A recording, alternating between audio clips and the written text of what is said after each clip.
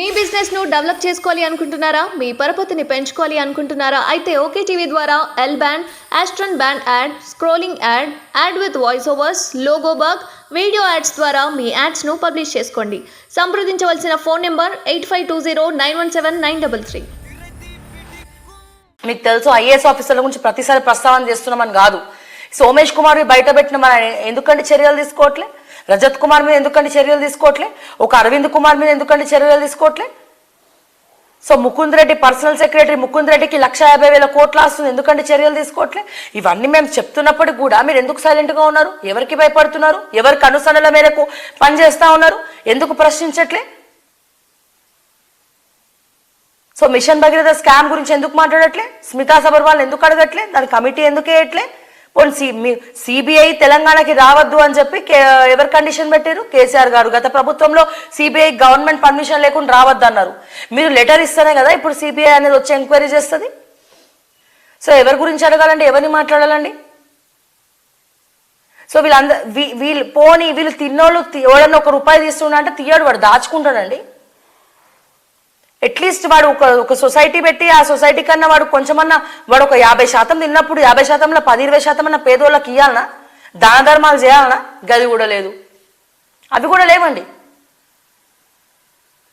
So ఇట్లా వీడు తిన్న ఆస్తి ముకుంద్ రెడ్డి, మీరు నమ్మరు, నెలకి 5 కోట్ల రూపాయల రెంట్స్ వస్తాయండి ముకుంద్ రెడ్డికి. 5 crores ఒక గవర్నమెంట్లో ఎంఆర్ఓ క్యాడర్ ఉన్నటువంటి వ్యక్తి, ఎంఆర్ఓ జాయిన్ అయ్యి వీడు చేయని అక్రమాలు లేవు.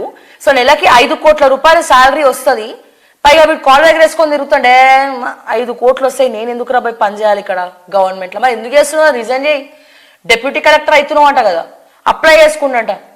మహబూబ్ నగర్ డెప్యూటీ కలెక్టర్ అవుతాడట. మహబూబ్ నగర్కి డెప్యూటీ కలెక్టర్ అవుతాడంట. ప్రభుత్వానికన్నా బుద్ధి ఉండక్కర్లే ఇటువంటి వాళ్ళని ఎంకరేజ్ చేయడానికి కాంగ్రెస్ ప్రభుత్వం.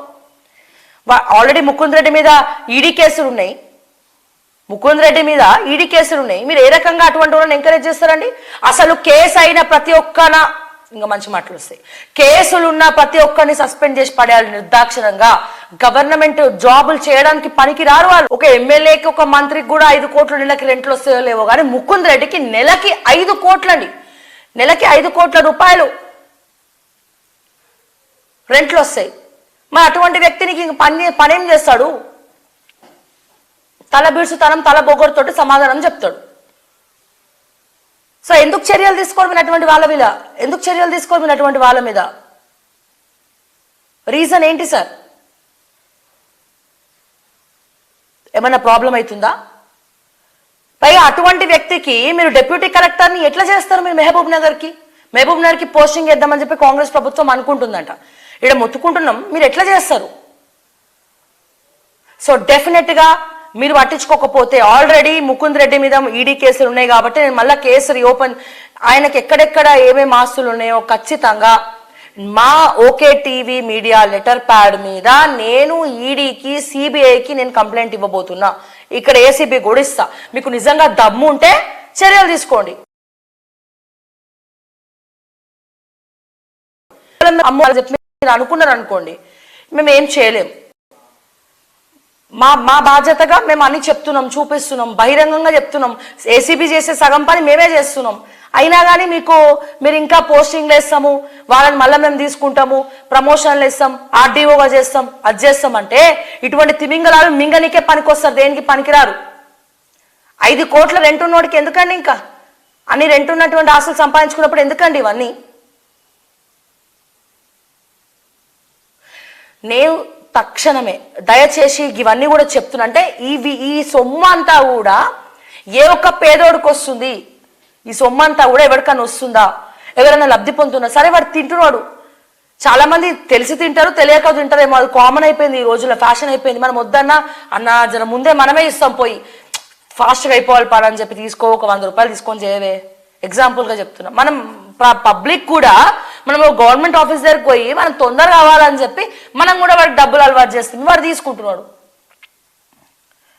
కానీ అట్లా తీసుకున్నాడు కొంచెమన్నా వాడు దానవీర సూరకర్ణ కాకపోయినా అట్లీస్ట్ కొంచెమన్నా దానాలు చేయాలా, సొసైటీకి కొన్నన్నా ఫండింగ్ చేయాలన్నా, కొంతమందిని ఎవరన్నా అడాప్ట్ చేసుకొని చదివియాలన్నా, అటువంటి లక్షణాలు లేవు వీళ్ళకి.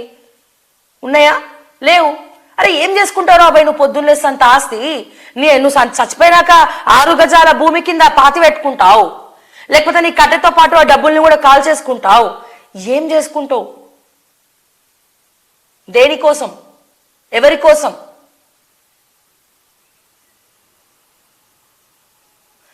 సో ఇట్లా మాట్లాడాలంటే ఇక చాలా, నేను దయచేసి చెప్తున్నా, ఈ ఐఏఎస్ ఆఫీసర్ని ఎందుకు మీరు వదిలేస్తున్నారు? శివబాలకృష్ణ ఎంక్వైరీ చేస్తున్నారు.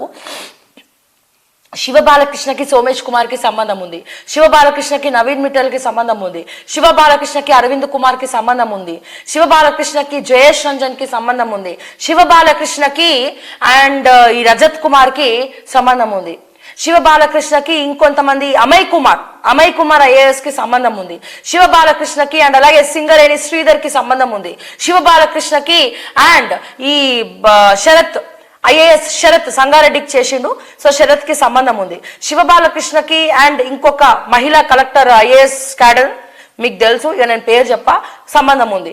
మరి ఇట్లా వీళ్ళందరికీ సంబంధం ఉన్నప్పుడు ఏం చేస్తున్నారా భయ్? నిద్రపోతున్నారా? వీళ్ళందరినీ తీసుకొచ్చి రైడ్స్ చేసి సొమ్మంతా కూడా గవర్నమెంట్ జత్తు చేసుకోనికి చాతనైతలేదా? లేకపోతే వెనకాల దందాలు చేసుకుంటున్నారా? ఏం చేసుకుంటున్నారు? ఇంత మొత్తుకున్నా ఎందుకు పట్టించుకోవట్లే? ఈ 10-11 మంది తెలంగాణ మొత్తం కూడా రాబందులాగా పిక్క తిన్నారు కదా, దోచుక తిన్నారు కదా. మరి ఇంకేడుందిరా ఖజానా? వీళ్ళందరి దగ్గర సగం పైసలు తీసుకున్నా సరే 50% తీసుకున్న తెలంగాణ అప్పు మొత్తం తీరిపోవడమే కాదు, మరో 5 ఏళ్ల పాలనకు పైసలు వస్తాయి. కొన్ని కావాలంటే మీరు కూడా అందులో 20% తీసుకోండి. ఒక 100% వాళ్ళ దగ్గర డబ్బులు తీసుకొని ఒక 20% వాళ్ళకి వదిలేయండి. అంత కష్టపడి దోచుకున్నారు కదా పాపం. ఒక 20% మీరు తీసుకోండి, మిగతాదంతా తెలంగాణకి రాసిచ్చేయండి, ఖర్చు పెట్టండి సార్, అప్పు తీర్చండి. పోనీ అట్లనే చేయండి సార్, బాగుపడతారు. చేయరు. సో మరి ఏం చేయాలి? రాజకీయం గెలవాలి, ఎన్నికలు. ఈ ఎన్నికలనే చదరంగంలో ప్రతి ఒక్కరు ఆ పార్టీ ఈ పార్టీతో పొత్తు పెట్టుకుందామా, ఈ పార్టీ ఆ పార్టీతో పొత్తు పెట్టుకుందామా, అసెంబ్లీలో గల్లగల్ల పట్టుకొని కొట్టుకుందామా, లేకపోతే రోడ్ల మీదకి ఎక్కి కూర్చుందామా, లేకపోతే ఒకరిని దూషిద్దామా. అంతేగాని ప్రజలు పైసలు ఇస్తే మీరు అసెంబ్లీకి పోతుండ్రు, అసెంబ్లీలో కూర్చొని మీ ప్రజల గురించి మీ నియోజకవర్గాల గురించి మాట్లాడాలని సోయలేదు.